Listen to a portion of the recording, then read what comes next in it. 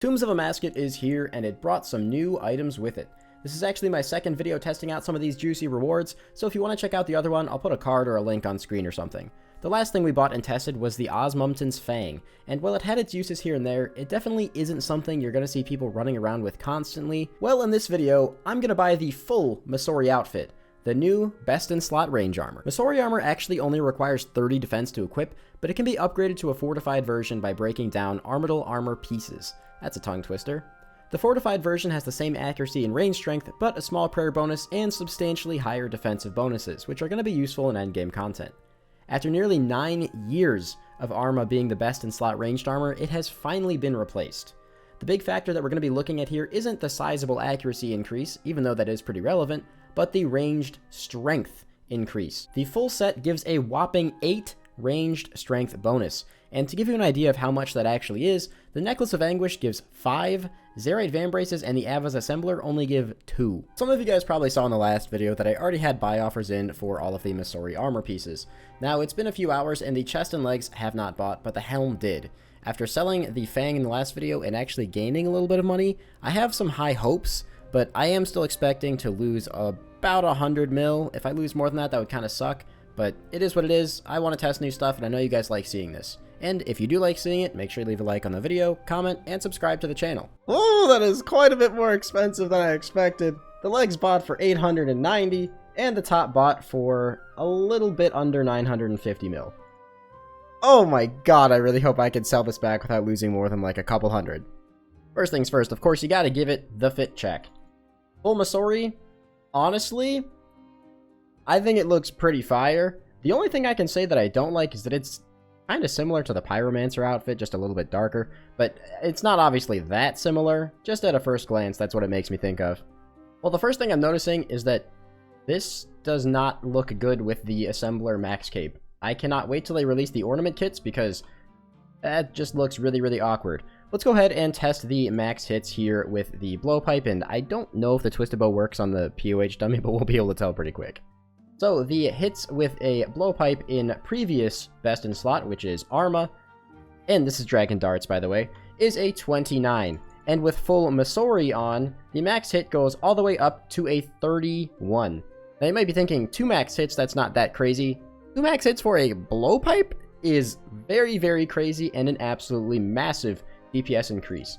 I don't think the Twisted Bow max hit works. Oh, yeah, it does now. So the max hit of Twisted Bow is 75 with the previous best in slot, and if you put on the full Masori outfit, the max hit goes from 75 all the way up to 77. Also a max hit increase of 2. Again, might not seem that crazy and is definitely a bigger impact on something like the blowpipe, but 2 max hits is still pretty big. The armor also has a pretty massive accuracy increase over the previous best in slot, from 194 all the way up to 200, and if I could click everything, hello, all the way up to 213. That's also pretty big. Now, of course, everyone knows the first place I'm going to test this is obviously in Tombs of Amascut, where the armor actually drops. And hey, maybe we'll get lucky doing this and end up getting a drop of Masori armor while testing the Masori armor. That would help pad the amount of money I'm going to lose. One of the bosses I noticed the biggest difference on was actually Xeric. You might be thinking, oh, it's probably not a crazy difference, but you also have to remember that inside these raids, you get overloads, which give you a substantial range level increase above what you can get outside of a raid. So Twisted Bow scales a lot better with things like this, and I was hitting pretty freaking hard on this thing, and it died within, I think, like a minute 30. It was very, very nice. That being said, obviously the majority of that damage is coming from the Twisted Bow and not the armor, but I would argue that with all this extra range strength coming into the game, it definitely helps the Twisted Bow scale a lot better. The other situation that I noticed a bit of a difference on was actually Akra, but believe it or not, I don't think it was necessarily the ranged strength I was noticing here, as much as the accuracy. I'm really not used to blowpipe hitting so consistently anymore after the huge nerf, so seeing it here was pretty surprising. It actually even tears up the shades on the corners pretty well, and it's a decent alternative if you don't have something like a scythe. I just want you guys to see exactly how fast this thing goes down with the Twisted Bow and max range gear, because it's honestly kind of ridiculous how fast you can blow through this phase. Yeah, that right there, it's already phased. That is astronomically fast. And the Masori is very, very nice, especially in a room like this, because occasionally maybe you miss a prayer. Having a little bit of extra defense could help you tank a hit, but again, the scaling of a twisted bow is very, very noticeable with range strength. Alright, well, TOA, well, that was a pretty decent solo time, honestly. I'm really not used to using this type of gear and this many switches in a solo, but a 33-minute 160, it feels okay. I'm sure there are people who are way better than me, but again, good for me. It's a PB on this account, but, you know, again, I don't really play my main very much. No purple. Feels bad. I would say overall, it's a pretty noticeable difference in TOA using Masori over the previous best in slot. And I decided I would actually kind of extend that and go from one raid to the next. So I went back to Chambers of Xeric, a place that's pretty notorious for the amount of ranging you have to actually do in this instance, and I wanted to try it out here, and I gotta say, I was not disappointed. Now, it's not like going from having Arma to having Masori is suddenly gonna make you a god at the game, but if you do a lot of solo chambers like I do, you will definitely notice how big of an upgrade it actually is, especially when you get to things like the Olm Head phase. Now, I haven't done a solo chambers on any of my accounts in probably about a month or so I was a little bit rusty, but even with that, I was able to get just over a 20-minute solo time, which is, in my opinion, pretty decent. I'm not a professional raider, but I'd say I've done my fair share from time to time. Purples? You guys are probably going to start to notice a trend in a minute here, but just like at TOA, there is a noticeable increase in DPS over using Arma to using Masori. And again, the reasoning is fairly obvious. Masori is just better in every single regard, especially in a place like Chambers, where if you're not dumb like me and forget it in your bank, you're going to be using your blowpipe a decent amount. And 2 max hits on the blowpipe, or more max hits if overload gives you even more, though it's kind of hard for me to test that.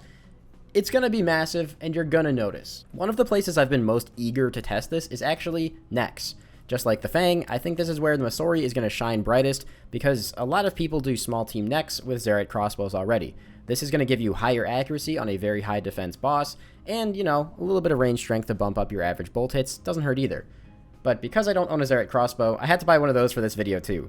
This is a very, very expensive one. I'll really have to say I like the way the armor looks on its own, but when you combine it with almost any other piece of gear, it just looks super awkward because the scheme, like the color scheme of everything, doesn't match. I know that's really nitpicky, but I don't know, it just feels kind of strange that the best in slot does not match the rest of the gear, so hopefully those TOA ornament kits are more than just for the cape. Masori does actually have, like I mentioned before, increased accuracy, and on a boss like Nex, that's actually going to make a pretty noticeable difference. Welcome back to the trend of this video. It's just better than Arma. I am used to actually using a crossbow at Nex, and I have to say, the accuracy difference here was noticeable. It was nowhere near as accurate as the Fang, but I was getting quite a fair few more hits rather than misses, which is something that if you do a lot of Nex with a crossbow, you're probably used to seeing tons and tons of zeros. Oh, well look at that. I did get the MVP on the very first try. Now, 1 kill isn't a huge sample size, but 2 kills is still not a huge sample size, but here's what happened on the next one. Oh, back-to-back MVPs with this thing. My god. Alright, it's amazing. Back-to-back MVPs on this world.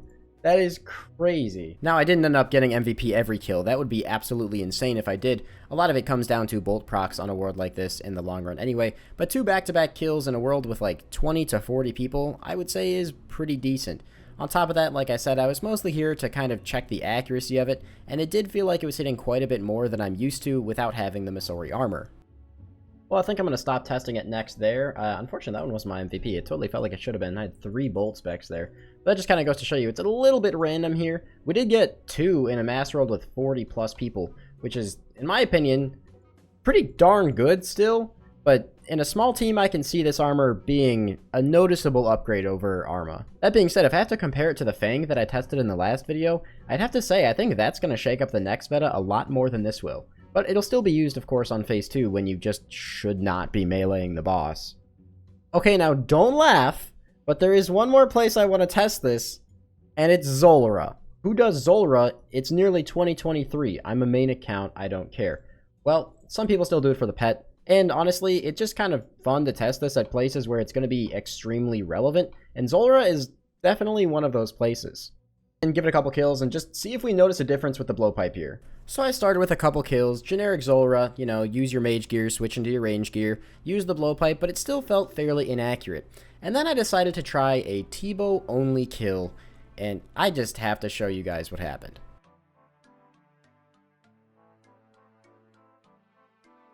Okay. Okay. That's a pretty good start. Okay, mage. Oh, blowpipe's even good on this?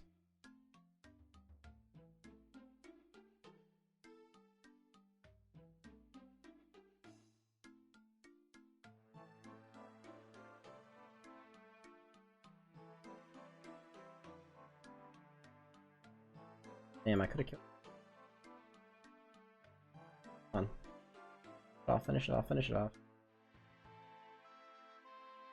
That was just a T-bow kill with 2 blowpipe specs. And it was a 44 seconds. I just got the Grandmaster combat diary at Zulrah.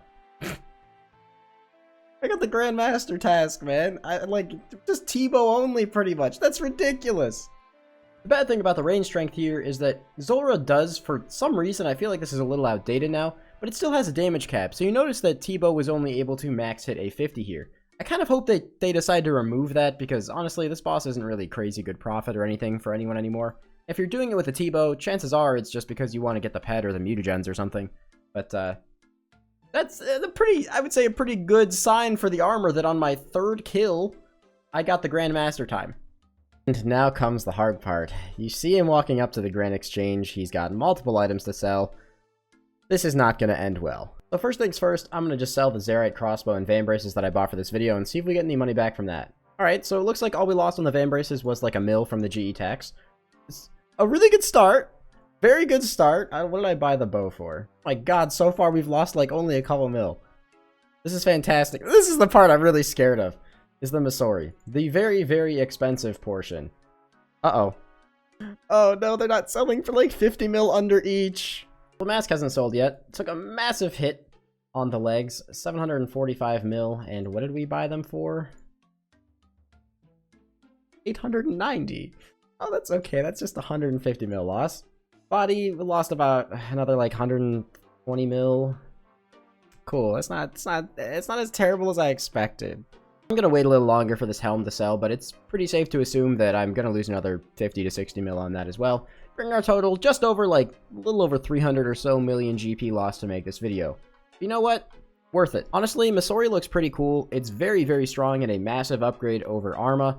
And to be 100% honest, it's just going to be used everywhere. It is now better than Arma, so if you can afford it, you're going to use it instead. That being said, I really hope you guys enjoyed this video. Lost a lot of money for it, so make sure you smash like and subscribe. Peace out. Have a fantastic rest of your day. I gotta go make some freaking money now.